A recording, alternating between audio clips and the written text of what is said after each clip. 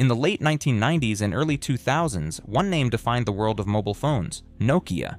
At its peak, Nokia controlled over 40% of the global mobile phone market. Its devices were everywhere. Whether you were in New York, Nairobi, or New Delhi, chances were high that the phone in your hand had a Nokia logo on it. The brand was iconic, its reputation unmatched, and its products considered indestructible. But within a decade, the giant collapsed. From market leader to market casualty, Nokia went from ruling the world of phones to being completely overtaken by Apple and Android competitors. The story of Nokia's rise and fall is one of innovation, dominance, arrogance, and missed opportunities. The rise of a global giant. Nokia's story begins not in technology, but in paper. Founded in 1865 as a paper mill in Finland, the company evolved over more than a century, diversifying into rubber, cables, electronics, and eventually telecommunications. By the 1980s, Nokia was positioning itself in the emerging mobile communications industry.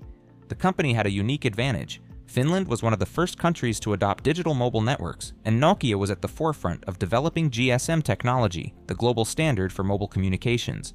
This gave the company a head start when the mobile phone revolution began.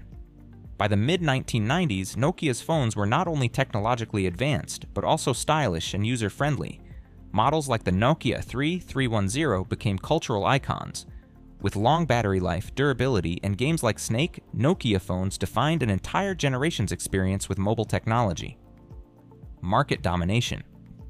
By 2000, Nokia was the undisputed leader in mobile phones. It commanded 40% of the global market share, a level of dominance rarely seen in any industry. The company's formula seemed unbeatable: simple designs, reliable hardware, and a strong brand reputation. Nokia phones worked everywhere, and they worked well. In emerging markets, they were affordable and durable. In developed markets, they were sleek and desirable.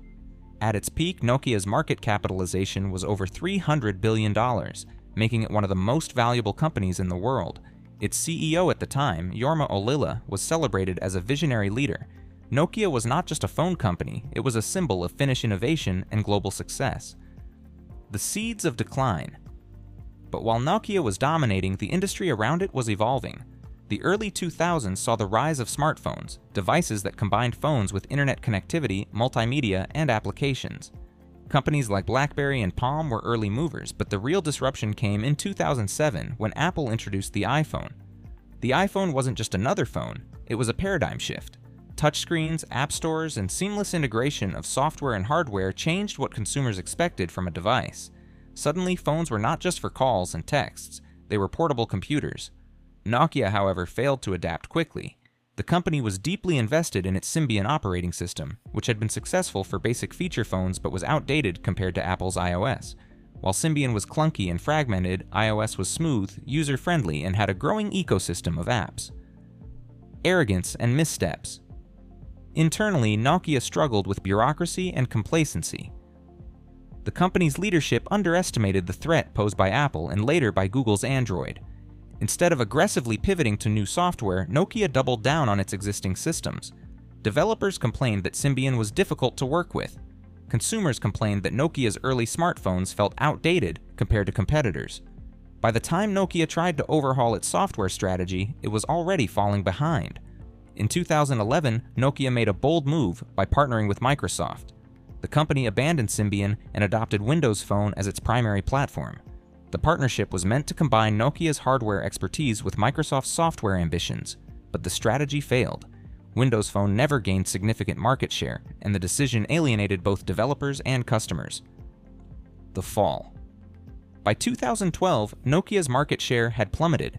Apple's iPhone and a wave of Android devices from Samsung, HTC, and others had captured the global market.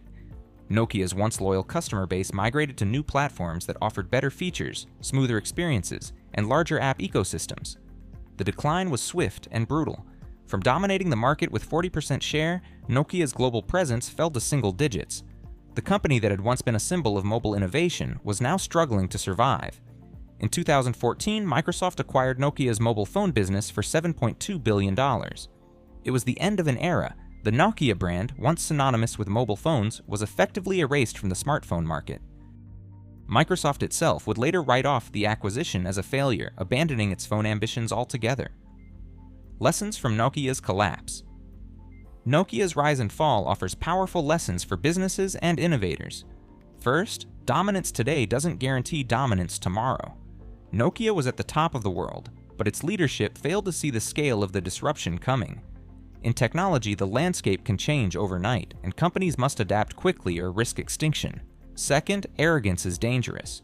Nokia's executives believed their brand and market share would protect them. They underestimated the competition, particularly Apple, and assumed customers would remain loyal. They were wrong. Third, innovation is not just about hardware. Nokia built excellent devices, but in the smartphone era, software became the key differentiator. By neglecting software ecosystems and user experience, Nokia lost its edge.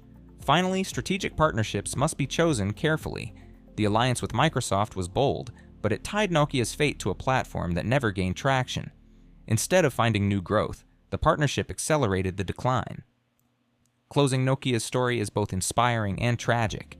Inspiring because it shows how a company from a small country can dominate the global stage through innovation and determination. Tragic because it reminds us how quickly success can vanish when a company fails to adapt. Today, Nokia still exists as a brand in telecommunications infrastructure, but its days as the king of mobile phones are gone. For many, the word Nokia still brings back memories of indestructible phones, iconic ringtones, and simpler times. But for business leaders, it serves as a cautionary tale. In technology, standing still is the same as moving backward. The rise and fall of Nokia is a reminder that no empire lasts forever, and in the relentless world of innovation, even giants can fall. This was Empire of Money. Subscribe for more stories of power, wealth, and collapse.